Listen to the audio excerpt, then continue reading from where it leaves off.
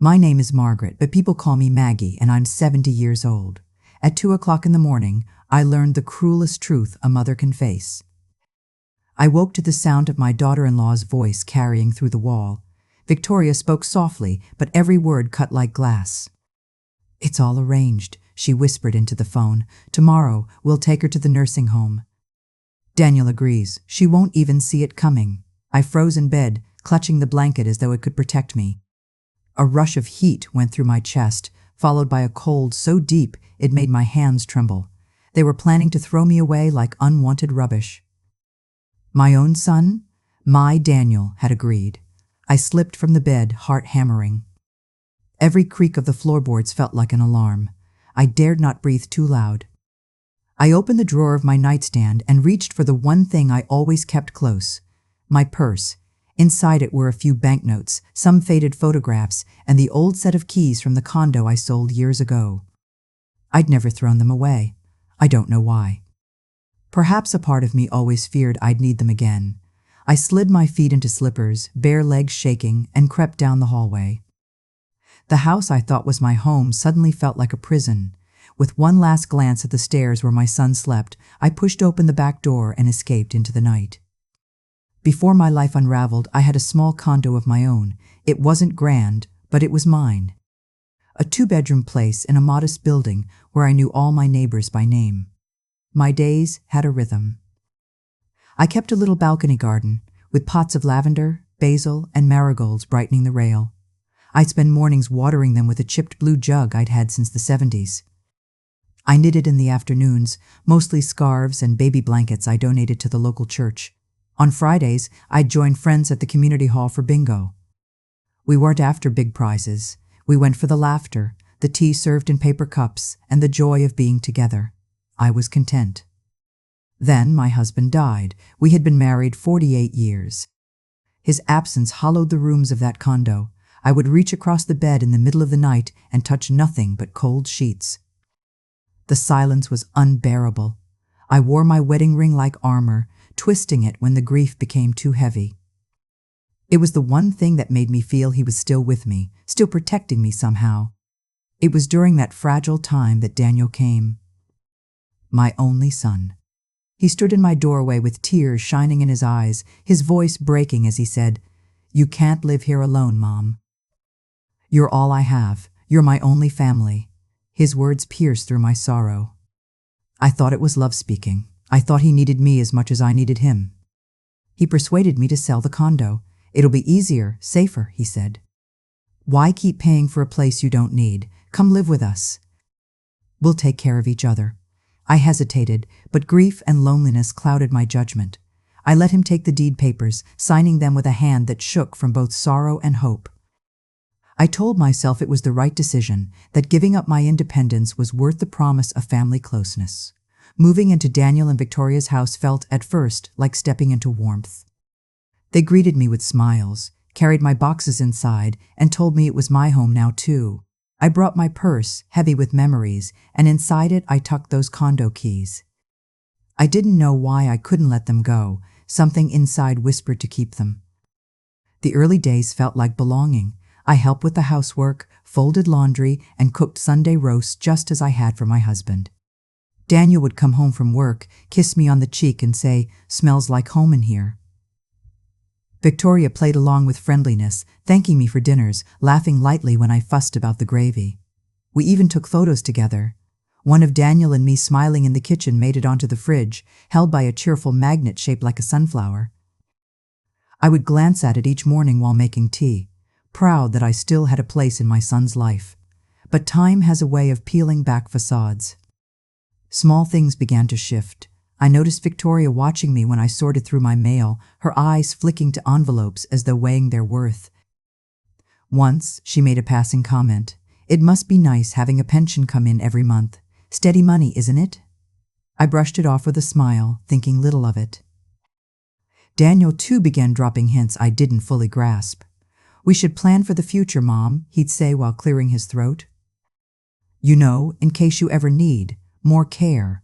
He phrased it gently, but the word care lingered in my ears longer than it should have. Still, I tried not to see shadows where there were none. I convinced myself they were just thoughtful, just practical. My daily life settled into a routine. Mornings began with the sound of the kettle whistling, my slippers sliding across the kitchen tiles as I brewed tea. I'd fold laundry neatly into piles on the sofa, humming as I matched Daniel's socks. Grocery trips became my way of contributing. I'd walk down the aisles, noting sales, making sure we had fresh fruit for breakfast. The cashier at the local shop came to know me by name, asking about my day. I cherished those brief exchanges, tiny reminders that I still mattered. In the afternoons, I'd sit in the living room with my knitting needles, clicking softly as I worked. Sometimes Victoria would pass by, her eyes narrowing at the yarn trailing across the carpet. She never said it aloud, but I could feel the disapproval in her silence. I kept touching my wedding ring, twisting it on my finger when doubts crept in. It was my anchor, my reminder of who I was before I became dependent. The ring carried the weight of decades of love and dignity, and it whispered to me in moments when I felt invisible. Another symbol entered my life quietly, a set of spare house keys Daniel gave me when I moved in.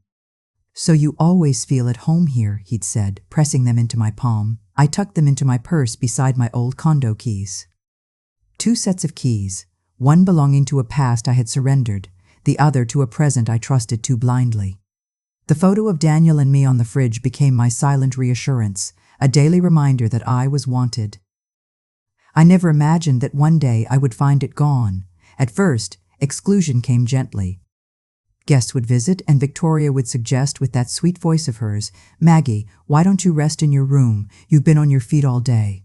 I'd smile and comply, though my heart longed to sit at the table and share in the laughter.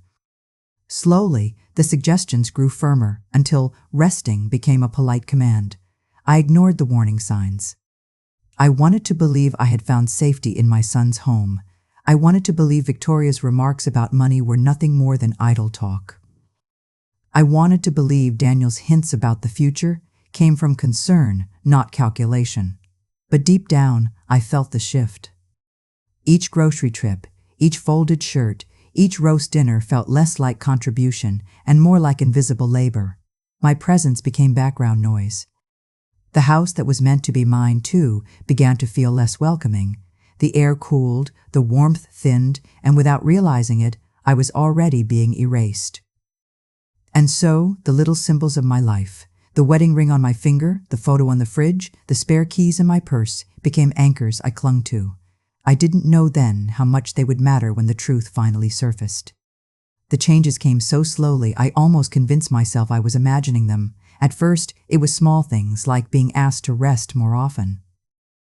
Whenever guests came, Victoria would flash me that practiced smile and say, "Maggie, why don't you lie down for a bit? You've been busy enough."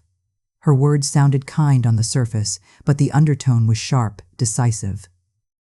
At first I obeyed, telling myself she only wanted me comfortable, but after the 3rd or 4th time, I realized resting meant vanishing. I was being tucked away like an old piece of furniture when people visited. Meals shifted too. At the beginning, we sat together around the table, sharing plates and passing dishes. But gradually, I noticed Victoria setting only 2 places, then gesturing vaguely toward the kitchen. "Oh, Maggie, you've already eaten, haven't you? You looked full from earlier," she would chirp, her hand sliding over Daniel's as though cementing their shared truth. I would stand there awkwardly, unsure whether to correct her or swallow the insult. Daniel, my son, once my anchor, began echoing her words. "Mom, you do need more rest. You've been doing too much. Let Victoria handle things." His tone was gentle but distant, as if he were reciting lines handed to him. Each time he repeated her phrases, I felt myself slip further away from him. The isolation was crushing. One evening I came into the dining room expecting dinner, only to find their plates half empty and mine absent. Daniel glanced at me, distracted, before asking, "Did you eat, Mom?" The question was hollow, a formality, his fork already returning to his mouth. My own plate never appeared. I excused myself, retreating to my room, stomach empty but heart heavier still. I told myself I could endure it. I twisted my wedding ring, whispering to my late husband in my mind, "Be patient, Maggie. Families go through seasons." But the warmth never returned. The night everything cracked open began with something as ordinary as dirty dishes. After they had gone upstairs, I stayed behind in the kitchen, scrubbing plates under the dim light. The water ran warm over my hands, the rhythmic scrape of sponge against porcelain soothing in its way. That's when I heard it, voices carrying faintly through the thin wall. Victoria's tone was hushed but clear enough. "You can't keep this up forever," she said. My heart froze, sponge slipping from my hand into the suds. I held still, listening, every nerve alive. "She's too much of a burden," Victoria continued. "We can't keep her here. It isn't fair to us." The words rang louder than any shout. They weren't about dinner plates or resting rooms anymore. They were about me. Me, the woman who had raised her son, who had sold her home, who folded their laundry and cooked their meals. A burden. I pressed my palm against the counter to steady myself, breath shallow, pulse hammering in my ears. I waited for Daniel to speak, to defend me, to say something, anything that proved my fears wrong. But the silence that followed was worse than words. It wasn't defiance I heard. It was agreement. In that moment, I knew. The smiles that had once greeted me at the door, the laughter at Sunday dinners, the photo on the fridge, all of it was gone. Whatever warmth I thought I had found in that house had vanished, replaced by calculation and convenience. I stood there, staring at the soapy water swirling down the drain, feeling as if I were circling with it, being pulled into a place I could never escape. The home I had sacrificed everything for no longer wanted me. And though I tried to swallow the truth, it stuck in my throat, sharp and undeniable. The smiles were gone for good. After that night in the kitchen, my world tilted. I couldn't unhear Victoria's words. A burden. The label stuck to my skin like a rash I couldn't wash off. Every glance, every gesture, every sigh seemed to carry new meaning. I began noticing things I'd overlooked before, little cracks in the walls of the life I thought I'd built with them. One morning, while dusting the sideboard in the hallway, I opened a drawer to tidy it and found a small pile of unopened letters with my name on them. Bills, pension statements, even a letter from the council. My heart stuttered. Why hadn't these been given to me? Why were they tucked away, hidden? I slid them back quickly when I heard footsteps upstairs, but the discovery gnawed at me. What else was being kept from me? Daniel grew secretive with papers too. He would spread documents across the dining table when he thought I was asleep, sliding them into a folder the moment I appeared. Once I caught a glimpse, figures, charts, a header that read financial planning. He smiled tightly when I asked if he needed tea, his hand resting protectively over the papers. "All sorted, Mom," he said, voice clipped. My instincts screamed otherwise. Victoria's phone calls became sharper, more deliberate. I often heard her pacing in the conservatory, her tone hushed but urgent. Phrases slipped out, arrangements, space, sooner rather than later. Whenever I entered the room, she snapped the call shut, her eyes cool and unblinking. Daily life turned harsher. Victoria stopped pretending to cook for me at all. She would plate up 2 meals, then toss a dish towel toward me with a careless flick. "If you're hungry, Maggie, you know where the fridge is." Her tone carried the finality of someone done playing games.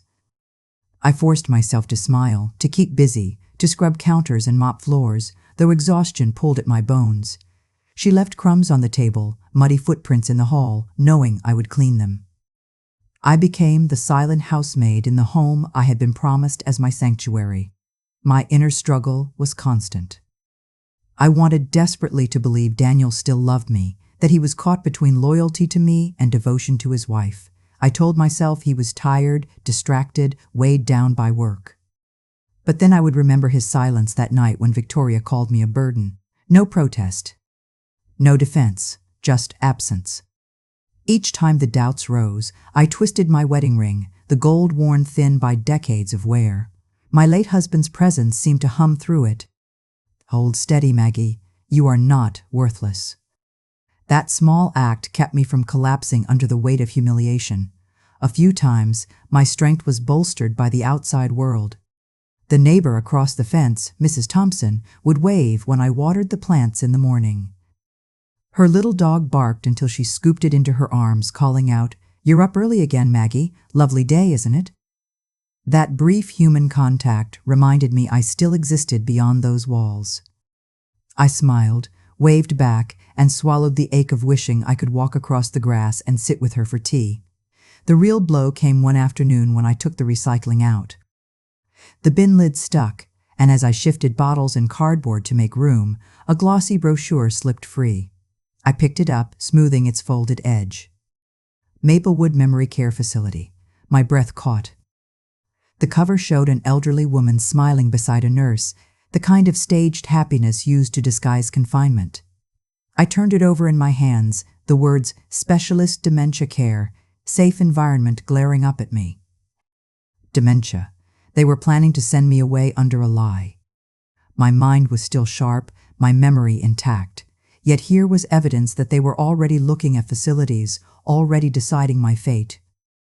I placed the brochure back, hands trembling, my throat dry. For a long moment I stood over that bin, the sunlight casting harsh shadows across the driveway, and I felt the edges of my world shrinking. From then on, every sound in the house became loaded. A closed door meant secrets. A shared laugh meant mockery. A whisper meant plotting. I walked softly, ears straining, eyes scanning for further proof. Part of me wanted to confront them, to slam the brochure on the table and demand answers. Another part feared the truth, that Daniel would confirm it all, that the son I raised had chosen his wife's comfort over my dignity, so I said nothing. I moved quietly through the house, touching my ring for courage, carrying my purse close whenever I could. Inside it, the two sets of keys rested together, cold metal against leather. One set belonged to the life I had lost, the other to the life I was losing. I didn't know which I would need, but I clung to both as though they were lifelines. The tension grew unbearable, like waiting for a storm you can see gathering over the sea but cannot outrun. Every night, lying in the small bed they had given me, I stared at the ceiling and wondered what plan was unfolding behind those walls. I had been a wife, a mother, a homeowner, a woman of independence. Now I was reduced to secrets found in drawers and whispers caught on the edge of hearing. And the more evidence I gathered, the clearer it became. I was not imagining it. I was being pushed out. Slowly, deliberately, and with a cruelty disguised as practicality, the house had grown heavier with silence. Even the ticking of the hallway clock seemed louder, as if mocking me with each second that passed. I had learned to walk softly, to listen without being noticed, to catch fragments of the life Daniel and Victoria shared when they thought I was tucked away in my room. That's how the truth came to me, not in a confrontation, but in whispers carried through thin walls. It was late evening. I had finished folding laundry and was returning a pile of towels to the cupboard when I heard their voices from the living room. I should have walked away. I should have spared myself the pain, but something held me there, breath caught in my chest. Victoria's voice was sharp. "We can't keep dragging this out, Daniel. She's taking up too much space. This isn't how I pictured our lives." My heart pounded. Then Daniel spoke, his tone tired but firm. "I know, Vic. Once she's in the home, we'll finally have the space we need, and her pension will help cover it. It's practical." The words landed like stones against my chest. I staggered back a step, clutching the towel so tightly the fabric dug into my fingers. My son, my only child, wasn't just agreeing to send me away. He was counting on my pension to fund it. It wasn't about care. It wasn't about love or concern or planning for the future. It was about convenience, money, clearing space in their lives as if I were clutter to be packed up and hauled away.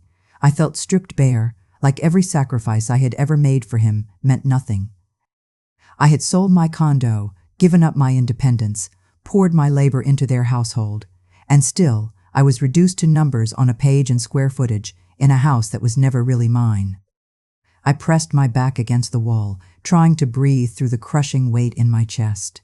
I wanted to storm in, to throw his words back at him, to scream, "How dare you? I am your mother." But I couldn't move. My legs shook too badly, my throat locked tight. In that moment, I understood what betrayal truly felt like. It wasn't just disappointment or anger. It was a tearing, a ripping away of the bond I thought could never be broken. My Daniel, the boy I had raised, The boy I had comforted through scraped knees and broken hearts was plotting my removal as though I were a problem to be solved. I returned to my room in silence, placing the towels neatly on the bed, though I could barely see through the blur of tears. I twisted my wedding ring, whispering my husband's name into the empty air. "They're selling me off," I said aloud, though no one was there to hear it. Sleep did not come. I lay awake, staring at the ceiling, the words circling in my mind like vultures. Her pension will help. Once she's in the home, we'll have space. I thought of the condo keys in my purse, heavy with the memory of the life I had given up. I thought of the photo that had once hung on the fridge, now gone, replaced without a word, symbols of a belonging that had been erased. The betrayal burned, but what gnawed at me most was the uncertainty. I didn't know when. Were they planning this weeks from now? Days? Hours? Every sound outside my door became suspect. A knock could be the beginning of the end. I was left in limbo, knowing too much to feel safe, but not enough to know how to fight back. My son had betrayed me. My daughter-in-law despised me. And I was alone, waiting for the moment they would make their move.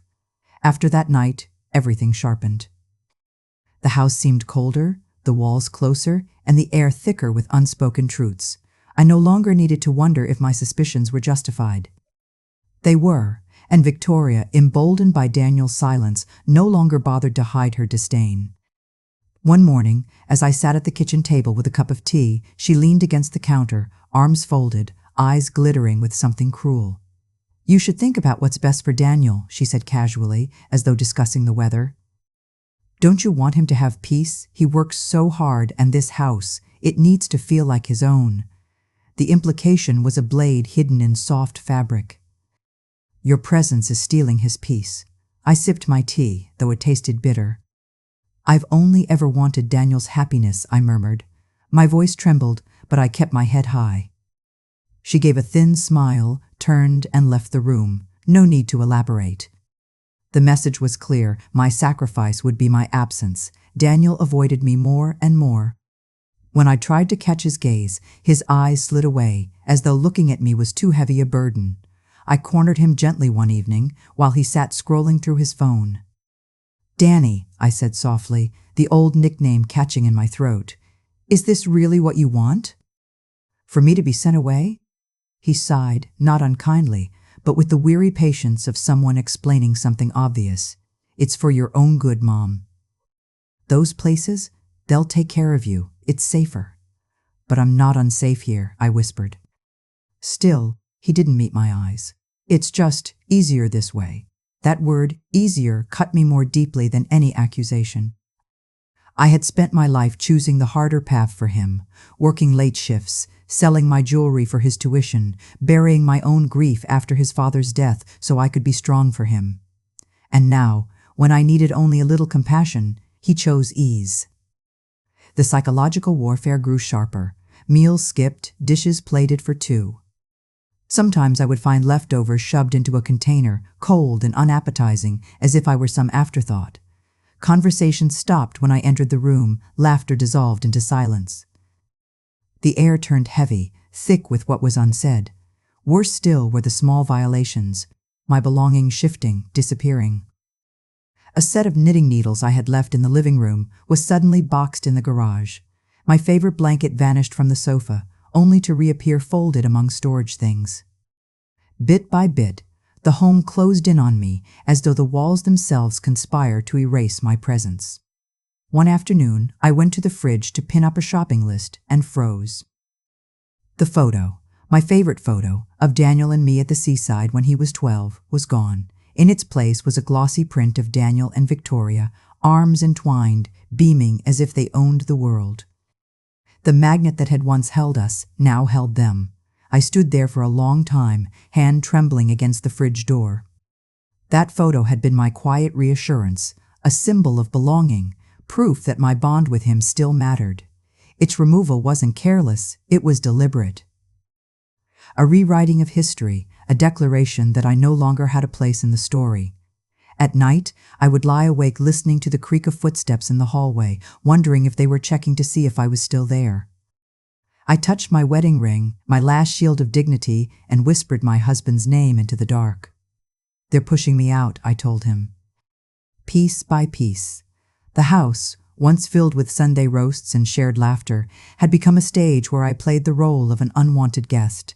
I tried to keep busy folding laundry, tidying corners, but each act of service only made me feel more like a servant.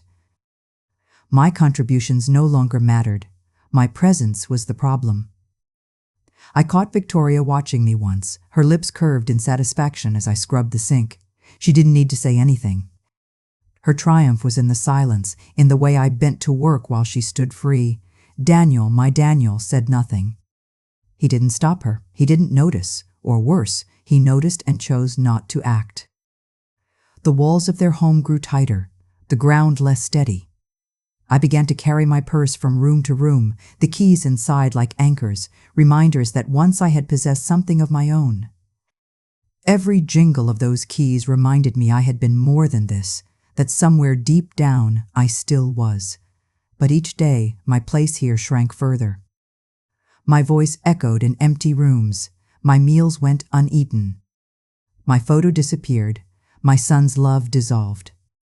And I knew, with a clarity that chilled me to the bone, I was no longer a mother in this house.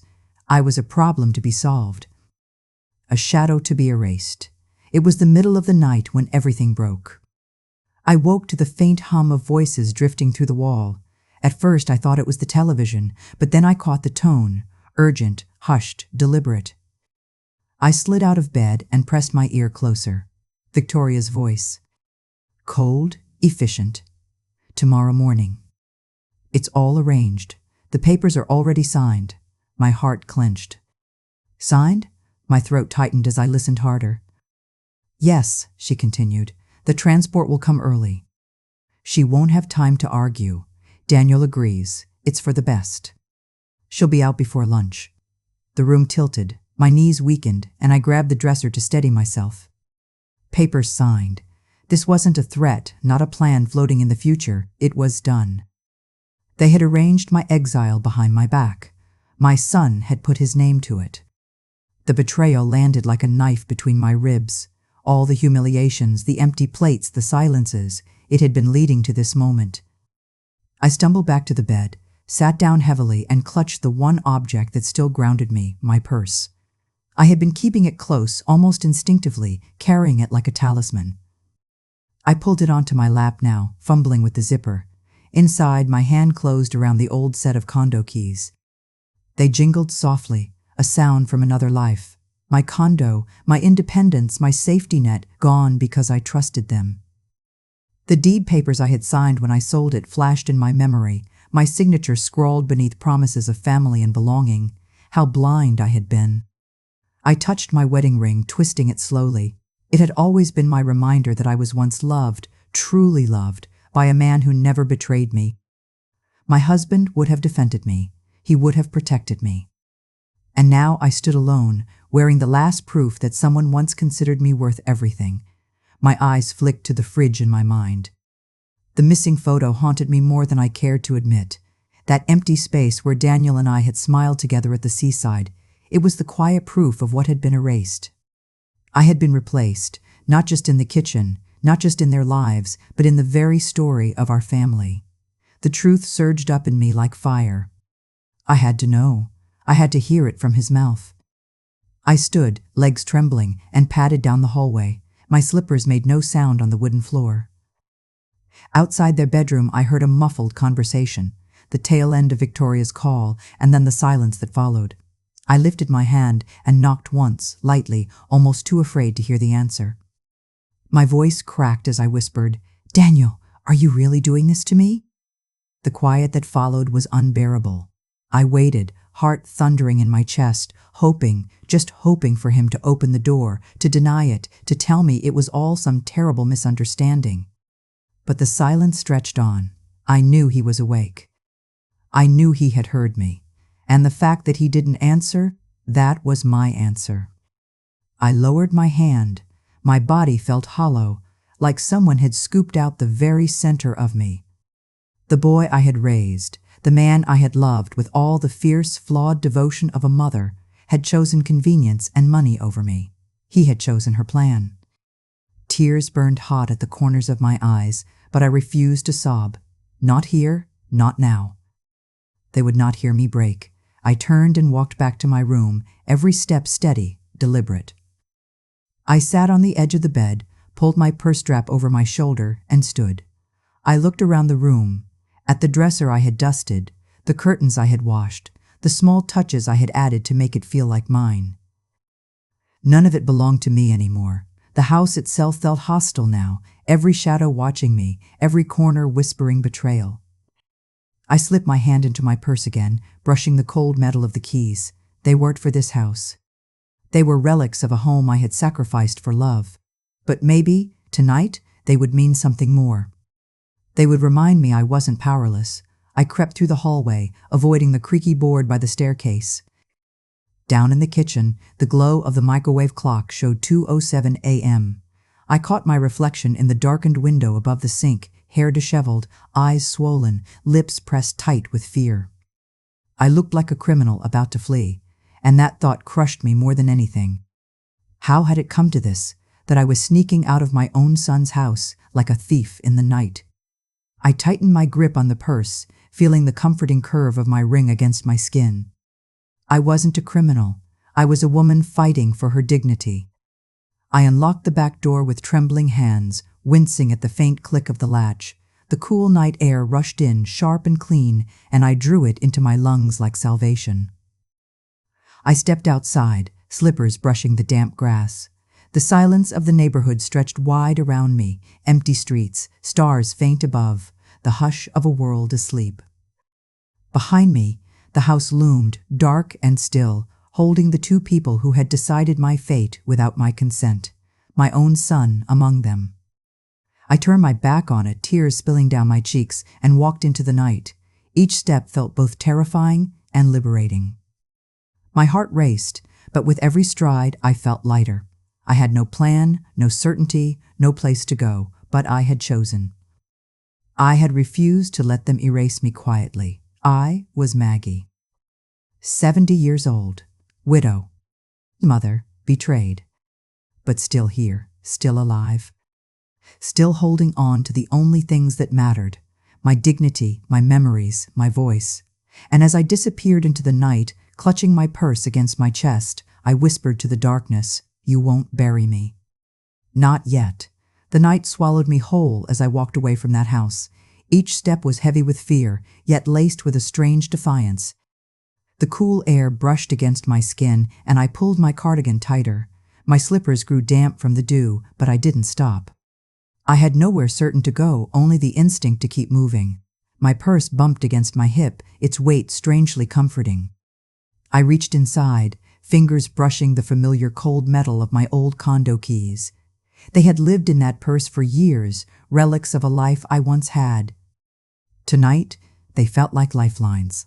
Without fully realizing where my feet were taking me, I found myself walking the familiar streets near my old building.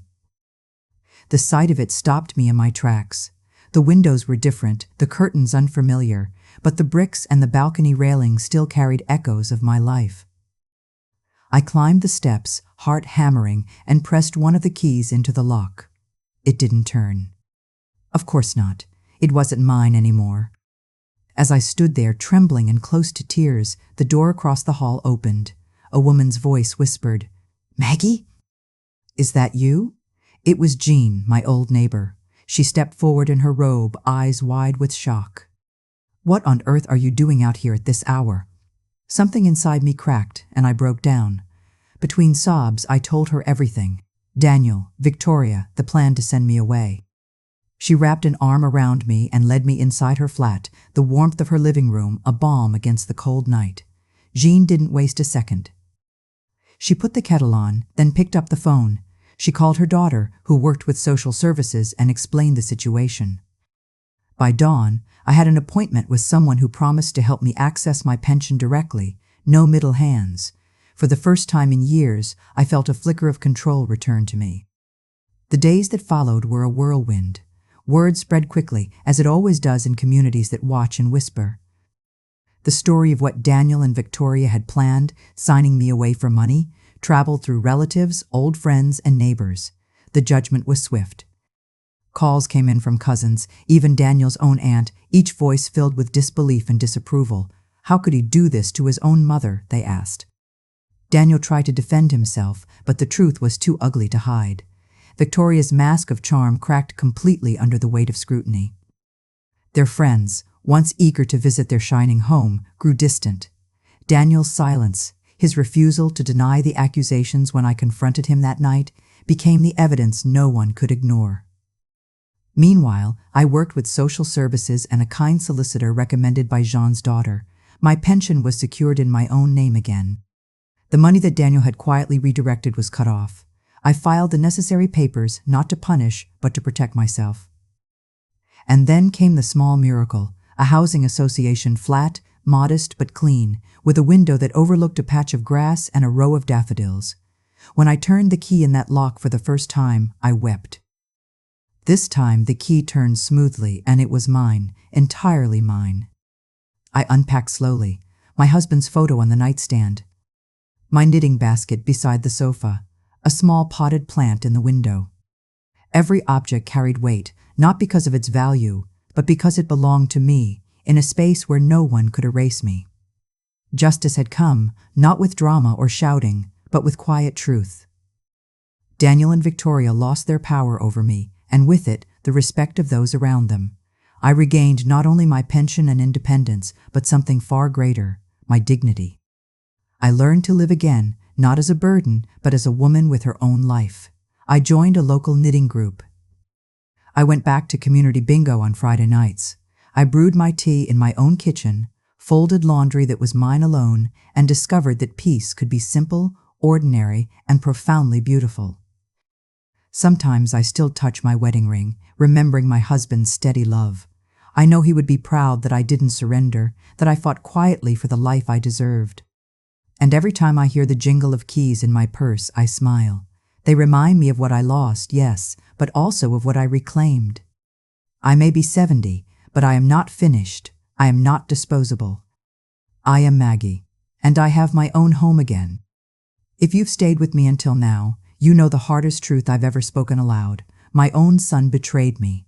That knowledge cut deeper than anything life had handed me before. Grief from widowhood, loneliness, aging, none of it compared to the sting of hearing Daniel choose convenience over me, his own mother. But I also discovered something I never expected at 70 years old. I found strength I didn't think I still had.